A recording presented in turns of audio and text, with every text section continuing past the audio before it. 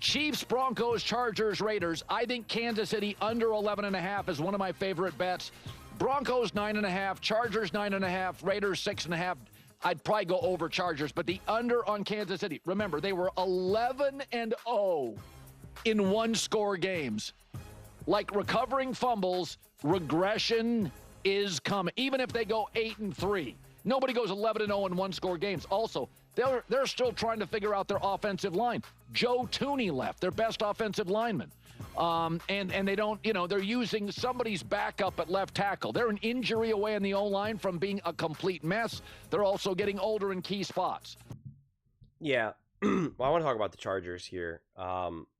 It's, 9.5 makes sense because you imagine this team will be flirting potentially with like 10, 11 wins, 12 wins, which is, that's great. That's a great season.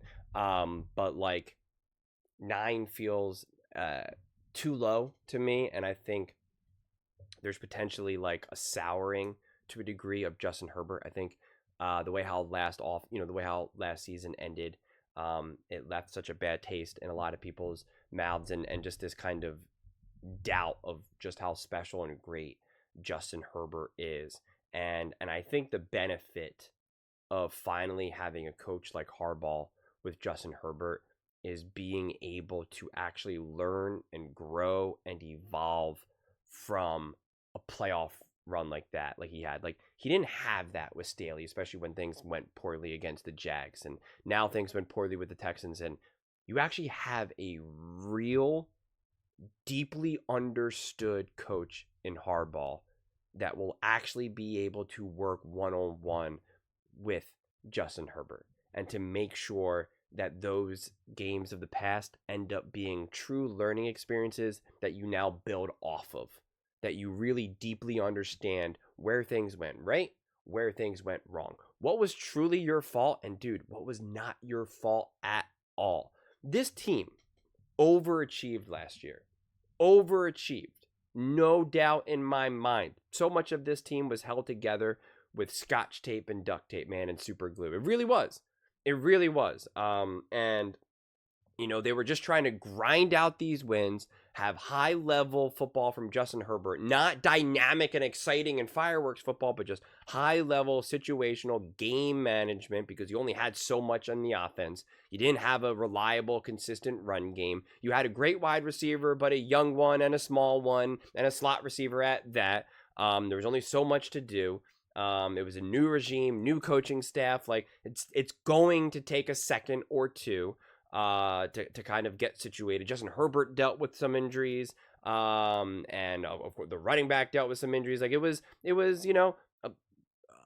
little bit of up and down. I'm pretty sure Ladd missed some games as well. So this team was held together. And they overachieved. That's what high-level coaching does. Even when you don't have all the pieces together, even when the game, you're missing your running back, you're missing your wide receiver, like you don't got a lot going on, you're still in a one-score game against a team like the Kansas City Chiefs. Like, that's coaching. That's a quarterback that understands what's going to be asked from him in the game. Like, those are all screaming positives that I now see that the Chargers, and it's going to be interesting to see what they officially do in the draft, but I believe like they're going to take that step forward now. They're going to be able to play high level, more complete football, because I think they had to really kind of go under the radar and really minimize the impact that they could expect their offense to have. That's why they really needed to be a more defensive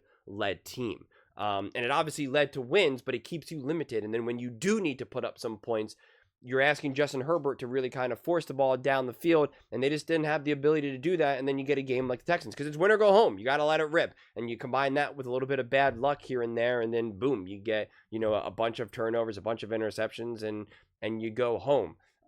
So I just think that there's going to be an actual unpacking and understanding how this last season unfolded, how it needs to change, how it needs to evolve, the direction that they're looking to go in. And even if they're going to go with a similar direction, just because that's the way how the draft unfolds and that's just what was bestowed upon them because of just whatever, there will still be now a deeper understanding of how they're going to play, how they're going to win, because then it will be a continuation of what they did in the previous season. And I think they're set up to have a significantly better run game. You're going to have still should be a high level defense. And again, if you're still questioning whether or not you believe Justin Herbert to be a great quarterback, again, that's on you. I get why some people are still so like kind of like anti Justin Herbert, but I would say those people are either like Kansas City Chiefs fans or people who don't really watch all of these games and they're just watching random games or just learning, oh, Justin Herbert, I've only seen him play like 5 times and 2 of those games were in the play, was against the Jags and this, and he's never won a playoff game, therefore he's not good. And it's just like, you have to really understand the situation that he was drafted to, the coaching that he's had, the injuries that he's had personally, as well as the team around him. It's his career has very much been death by 1,000 paper cuts. And I just think that officially ended as soon as Harbaugh came on board, but it was never about 2024, 2025. It was never about that. And I always push back on that narrative because that's what people try to, like someone like Nick Wright kept trying to sell that narrative. Like, Justin Herbert, there's no more excuses. He has everything he needs right now. He's got the coach. Like, there's no more excuses. And it's like, dude, they're overachieving. They're not meant to go on some big playoff run. Don't create this kind of, lose-lose situation, essentially, where it's just like, you're expecting him to be able to, like, lead this team to an AFC championship game in year 1 with Harbaugh, and this team was an absolute mess for the last couple of years. Like, that's just absurd. It was always about year 2, 3, and onward. So, yeah, there's a lot of interesting questions that I can't wait to see answered from the Chargers, because I do think now this is when the clock starts ticking now, right? Like this offense should look better than it did last year. Justin Herbert should look a lot smoother.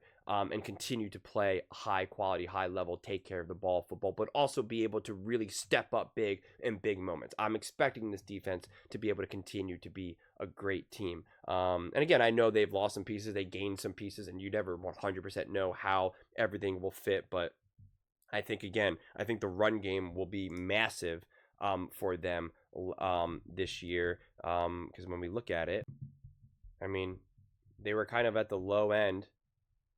1,800 yards, 110 per game.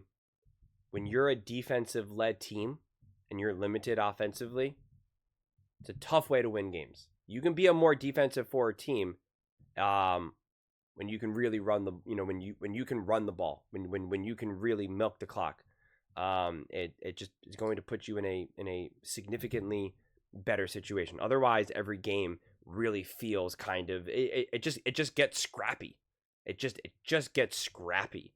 It just becomes significantly harder. And so it's just like, you give them this other run, you give them an extra 20, 30 yards, you give them a team that can easily get over 2,000 yards, 2,400, 2,500, whatever it may be. I'm not going to say that you're going to be up there with the Baltimore's, the Philly, the Philadelphia Eagles and the Commanders of them, because they also, all 3 of them have, running quarterbacks.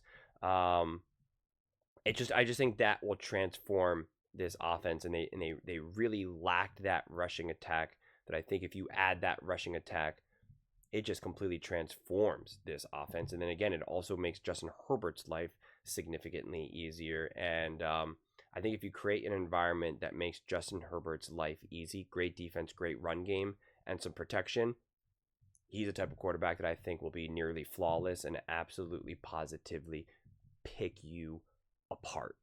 We've never really been given that opportunity. Give him a good, because not all quarterbacks are like that. It's easy to say, oh, if you give any quarterback a good defense and a good run game, they'll be able to pick you apart. No, they won't. No, they won't. And he's already proven his ability to take care of the ball. He's already proven to be able to, slice people up. But so again, you give him this reliability factor, a reliable defense, a reliable run game, and wide receivers who can actually catch the ball besides, just constantly just endless drops. Like, I just think he will just absolutely slice and dice you. Just the level of consistency that I think that Justin Herbert can bring, it will just, it'll look effortless. So I'm excited to see how the offense transforms with an actual reliable, consistent, and should be. I mean, I assume Harbaugh is definitely looking to try to be top 10 in rushing. You can get like top 10 in rushing and like top 5 in defense, and you have Justin Herbert as your quarterback. Let's do it. It's a wrap. Let's go for it. But those are just my thoughts. I'd absolutely love to hear yours. What do you guys all think about the Chargers? 9.5. Colin said he would take the over, but he kind of just like nonchalantly just like threw that out there. He didn't really have too strong of a take on the Chargers. But let me know in the comments below. I read every single comment, so whether you agree with me or disagree with me. Either way, let's get in some discussions. Let's get in some fights. But ultimately, let's just have some fun. And please do consider subscribing. We're building an amazing community here, and I absolutely love to see you part of it. I want to build something that we all genuinely feel connected to. Something that we're really excited to be part of. I think we're well on our way to doing it. Please don't forget to give this video a thumbs up, as it really does help with the visibility and the algorithm. Thank you so much. See you next time.